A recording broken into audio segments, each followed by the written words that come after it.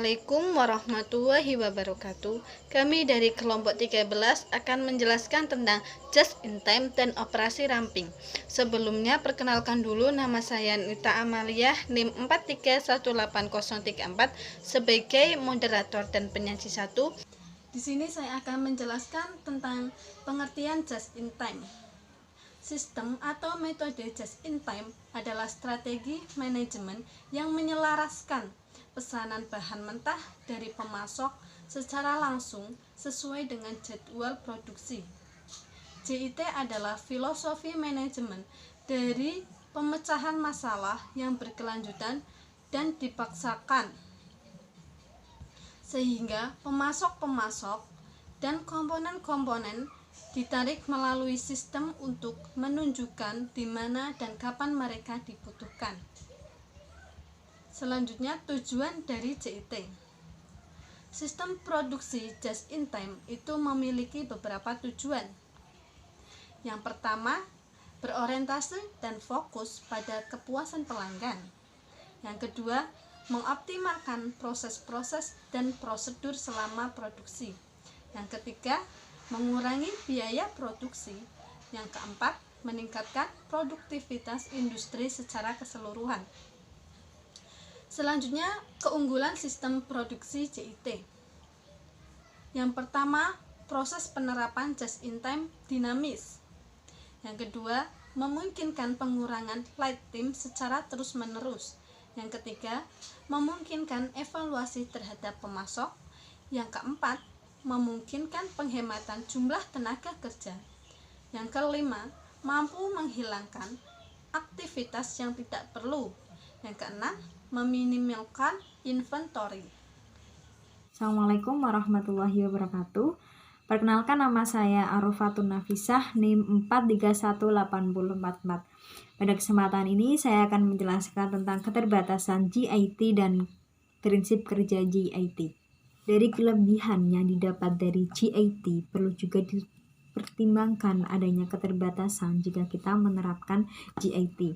Yang pertama, harus ada kesepakatan antara perusahaan dengan pemasok, karena jika tidak ada maka akan terjadi beberapa kehalangan yang diantaranya pemasok terlambat memasok barang, dan dengan hal ini maka produksi akan berhenti.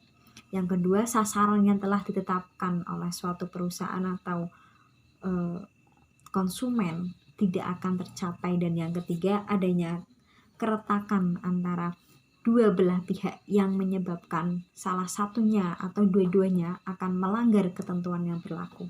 Yang selanjutnya yaitu tentang prinsip kerja JIT.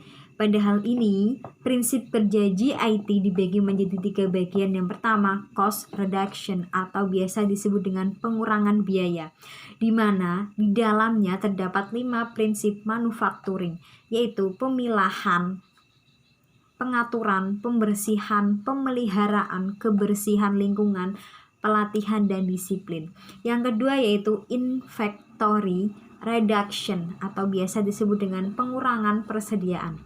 Dalam hal ini menjelaskan tentang keharusan menjaga kelangsungan proses produksi, maka persediaan yang besar dan aman perlu diadakan. Dalam hal ini JIT menentang GIC dalam konsep pull system, karena barang diproduksi dalam jumlah kecil sesuai dengan permintaan konsumen. Dan hal ini sangat berbeda dengan GIC konsep fast system, yaitu barang dibuat sesuai dengan kebutuhan yang pada saat itu dibutuhkan. Dan pada kejadian ini JIT lebih berpihak atau lebih sejalan dengan GIC dengan konsep fast system, yaitu apa tadi? Barang dibuat sesuai dengan kebutuhan yang pada saat itu dibutuhkan. Dan yang ketiga yaitu quality improvement atau biasa disebut dengan perbaikan mutu. Perbaikan kualitas menurut konsep JIT adalah usaha yang secara terus-menerus dilakukan. Dan hal ini memiliki tujuan untuk apa? Untuk meningkatkan produktivitas melalui pemenuhan harapan konsumen, dan dalam hal ini menentukan kualitas dan waktu. Perkenalkan, nama saya Prati Febria Dwisiwi, NIM 431884. Di sini saya akan menjelaskan pengertian operasi ramping. Operasi ramping berarti mengenali nilai pelanggan dengan menganalisis semua aktivitas yang diperlukan untuk menghasilkan sebuah produk. Kemudian mengoptimalkan keseluruhan prosesnya berdasarkan cara pandang pelanggan. Manajer menemukan hal yang dapat memberikan nilai bagi pelanggan dan yang tidak. Pembangunan operasi ramping. Peralihan ke sistem produksi ramping memang sulit. Membangun sebuah budaya organisasi di mana pembelajaran dan perbaikan berkesinambungan adalah normanya, merupakan suatu tantangan. Namun, organisasi yang fokus pada GIT, kualitas, dan peningkatan pekerja biasanya merupakan produsen yang ramping. Dengan demikian, perusahaan menghilangkan berbagai aktivitas yang tidak memberikan nilai tambah di mata pelanggan. Operasi ramping dalam sektor jasa. Yang pertama ada pemasok. Seperti yang kita ketahui, hampir setiap restoran mengadakan kesepakatan bisnis dengan para pemasoknya berdasarkan GIT. Restoran yang tidak melakukannya biasanya akan gagal. Yang kedua, tata letak. Tata letak yang ramping diperlukan dalam dapur restoran, di mana makanan dingin harus disajikan dingin dan makanan hangat disajikan hangat. Yang ketiga, persediaan. Pialang saham menurunkan persediaan hingga mendekati nol setiap hari. Kebanyakan pesanan jual dan beli terjadi secara langsung karena sebuah pesanan jual atau beli yang tidak dieksekusi tidak dapat diterima oleh hampir semua klien. Yang keempat, penjadwalan. Pada loket penjualan maskapai penerbangan, fokus sistemnya adalah permintaan pelanggan. Namun, permintaan tidaklah dipenuhi oleh ketersediaan inventory, melainkan oleh pekerja.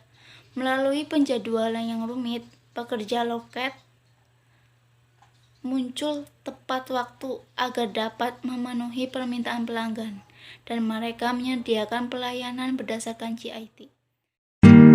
Tak akan ku mencari cinta selalu